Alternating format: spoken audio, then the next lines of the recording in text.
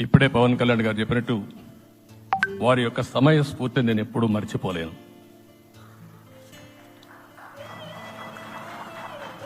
మొట్టమొదటిసారిగా నేను జైల్లో ఉన్నప్పుడు వచ్చాడు. వచ్చినప్పుడు నన్ను పరామర్శించాడు. బయట వచ్చి ఈ రాష్ట్రం అంత మునుపు చెప్పినా, అంత మునుపు అనేక సందర్భాల్లో ప్రభుత్వ వ్యతిరేక ఓటు చీలకూడదని చెప్పారు.